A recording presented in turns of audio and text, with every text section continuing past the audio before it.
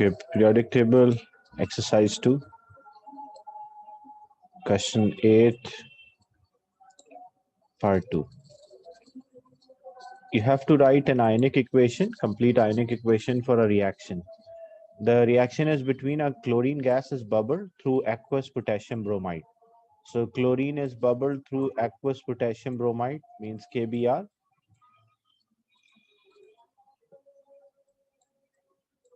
As a result, because chlorine is more reactive than bromine, so chlorine will displace this bromine and it will form potassium chloride plus bromine.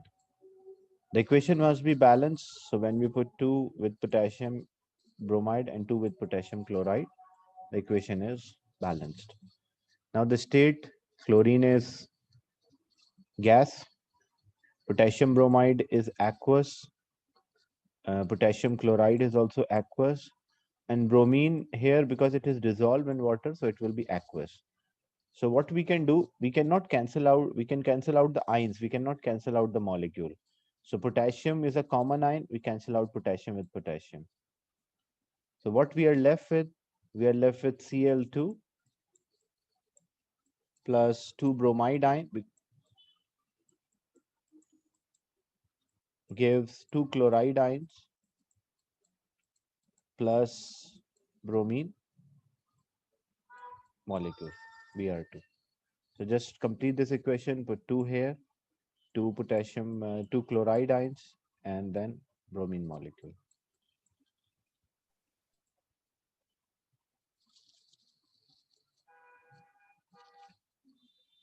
Bromine is not released as a bubble. Actually, bromine form in a liquid state, like it is remain and dissolve in water. It's like a bromine water, aqueous bromine.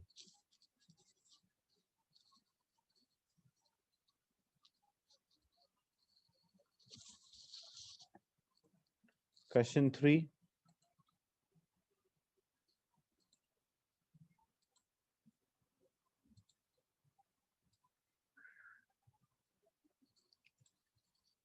When chlorine gas is bubbled through an aqueous solution of potassium iodide, a redox reaction take place. State the color change you expect for this reaction. So originally you have potassium iodide, potassium chloride, potassium bromide, like their compounds, group 1 soluble compound, they're colorless. So potassium chloride, potassium iodide is colorless compound. When you bubble this chlorine gas, chlorine is more reactive, so it will displace the iodine and it will form potassium chloride plus iodine molecule. So appearance, the color change, the starting color, because this compound is colorless. So originally what was there in a container, we have a solution of potassium iodide, which is a colorless solution.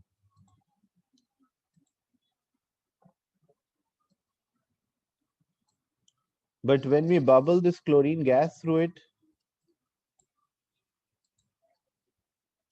chlorine is more reactive, so chlorine will displace iodine, and it will, when it displaces iodine, it will form iodine molecule.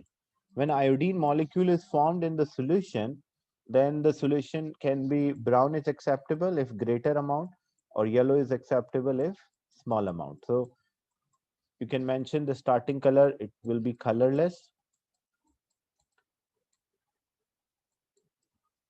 because of potassium iodide, the solution. But when you bubble chlorine, chlorine displace iodine, it will form iodine molecule, and iodine molecule, when it form in the solution, if it is more, then it is brown in color. If it is small amount, then it will be yellow. Is it clear?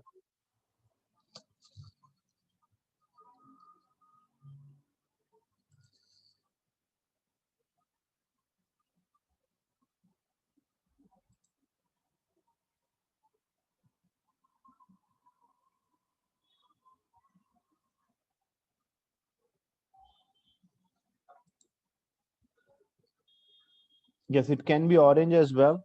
That's right. Acceptable orange, brown, orange.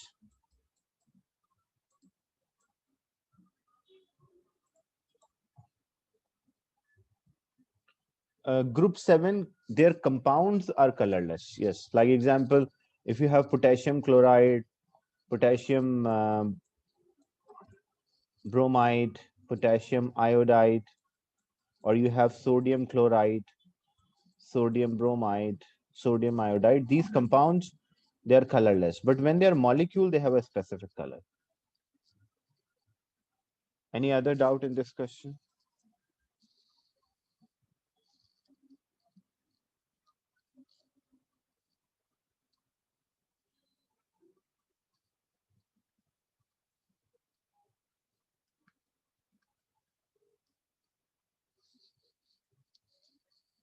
Any doubt in question 9, part F?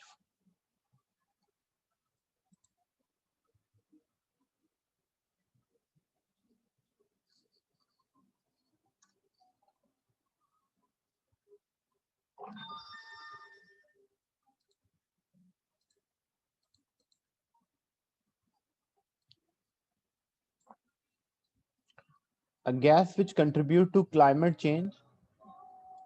Uh, in air topic, when we'll discuss the air and water chapter, we'll discuss the effect of gases into the environment, and there I will explain this methane is also known as a greenhouse gas.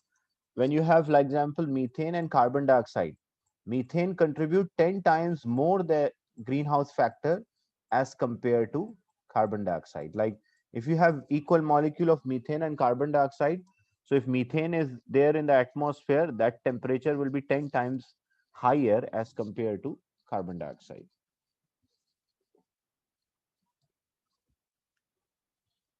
So the answer for this one is methane, CH4.